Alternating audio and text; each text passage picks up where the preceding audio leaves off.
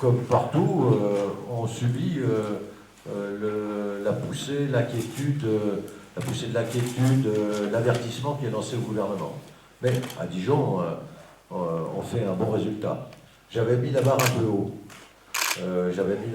haut. Je pensais qu'on pourrait arriver à passer au premier tour. La liste de tous ceux que je conduis avec le soutien très large. Enfin, un excellent résultat au premier tour, mais le compte n'y est pas.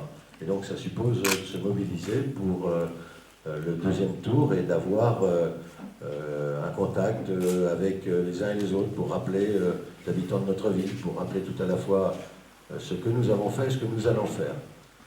L'UMP est sanctionné, l'extrême droite ne perce pas, mais un candidat un peu anti-système est venu perturber le système, justement.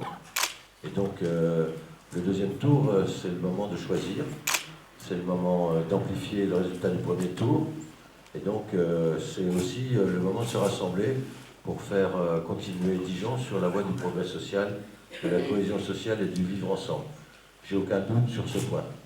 Simplement, je lance un appel à celles et à ceux qui regrettent, contestent et ont voulu lancer un avertissement au gouvernement.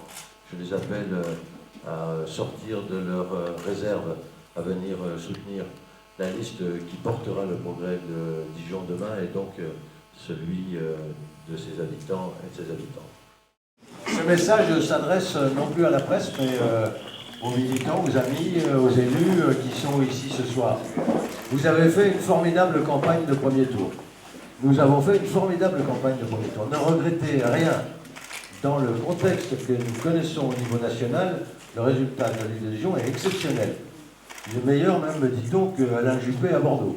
C'est vous dire. Alors que la presse nationale...